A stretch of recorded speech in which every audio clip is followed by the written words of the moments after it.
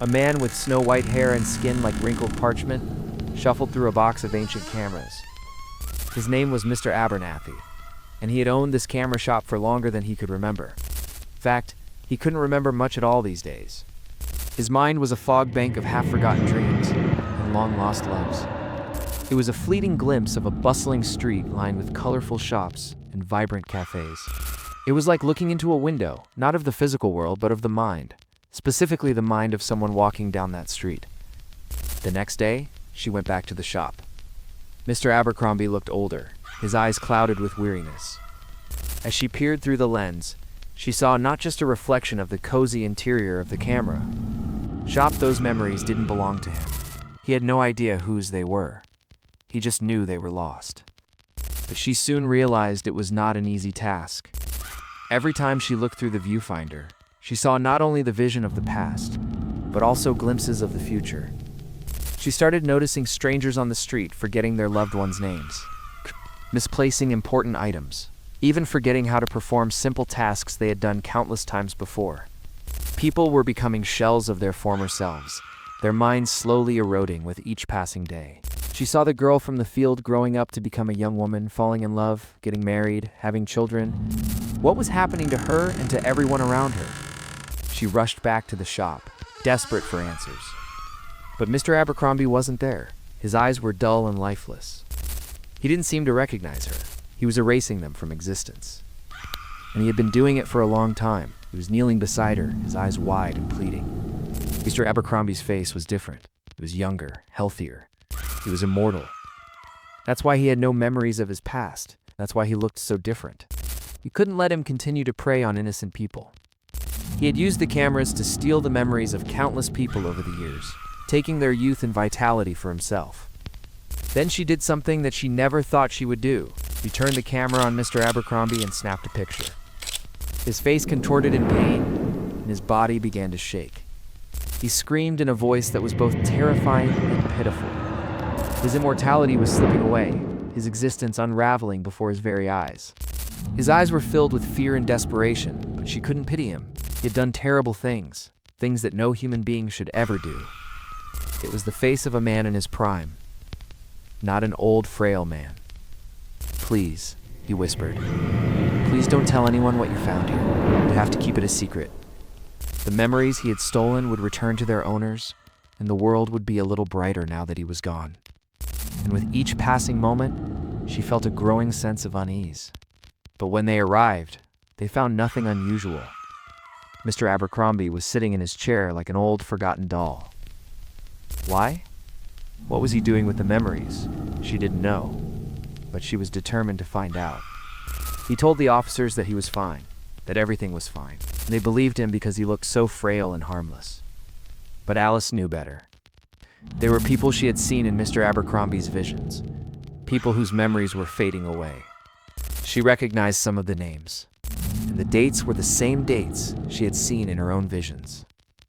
But also a vision of a young girl skipping through a field of wildflowers, her laughter echoing in the gentle breeze.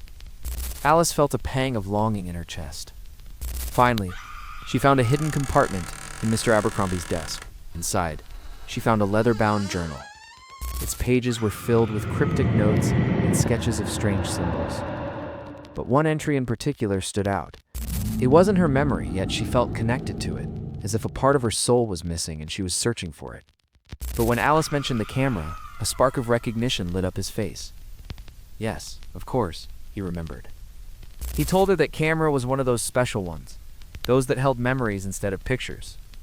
And as she watched, she saw them enter a quaint little bookshop, browsed the shelves and picked out a book before sitting down in an armchair by the window to read it. But one thing he did know was every camera in this store had a story to tell. They were more than just cold, dead metal. They were vessels of time, each click of their shutters holding a piece of someone's life. As she continued to look through the camera, she started to forget things herself. At first it was small, insignificant things like where she put her keys or what she was supposed to be doing. But then it became more significant. She forgot entire chunks of her life, like the day she learned to ride a bike, or the first time she met her parents. Most of the cameras in his shop were ordinary. There was nothing unusual about them except their age. But there were a few he kept locked up, hidden away in the back room. He never showed them to anyone, and he never explained why. One rainy afternoon, a young woman named Alice came into the shop. She was an aspiring photographer who loved everything about old cameras. When she saw the glint of gold peeking out from under a worn velvet cloth, she asked Mr. Abercrombie if she could look at it. "Of course," he said, placing the cloth over the object and handing her a pair of white gloves. It was a beautiful antique camera, crafted from gleaming mahogany and brass. And when Alice looked through the viewfinder, she gasped. It was unjust the quality of the lens or the intricate design of the dials that impressed her, but something else entirely. Or was there something more to it? As she gazed through the viewfinder, she saw not only the reflection of the shop behind her, but something else too. Alice took a deep breath. Was she imagining things? Could this camera somehow show her visions of random people's lives? Before she could dwell on it any longer, Mr. Abercrombie cleared his throat awkwardly and told her it was time to return the camera. He seemed agitated, almost desperate for her to stop looking through it. But his odd behavior only fueled her curiosity. That night, she couldn't sleep, tossing and turning in her bed as images of the old camera flashed through her mind. She decided to buy the camera, hoping to use it to solve the puzzle. At first, Alice thought he was joking, but then he handed her another camera. Its surface was cool and smooth, like polished marble. Mr. Abercrombie explained that each time the shutter clicked, a precious memory was erased from the person's mind and imprinted onto the negative.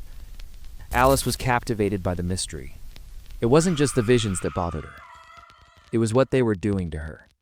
And it wasn't just her own memories that were disappearing. Other people's memories were fading too. Alice was terrified. In a panic, Alice called the police. She knew that Mr. Abercrombie was the one behind all of this, that he was somehow using the cameras to steal people's memories. She searched the shop high and low, looking for anything that could help her understand what was happening. It was a list of names and dates. And as she read through it, her heart sank. Suddenly, everything became clear to her. Mr. Abercrombie wasn't just stealing people's memories, but why? Why would he do such a thing? Just then, she heard a voice behind her. It was Mr. Abercrombie. Alice stared at him, her mind reeling. What? What was he hiding? Why was he begging her to keep his secret? Then she noticed something strange, and then she realized he wasn't old at all. But now it was too late. Alice knew his secret, and he needed her help to keep it hidden, but she couldn't do that. A fierce determination filled her. She stood up and faced Mr. Abercrombie.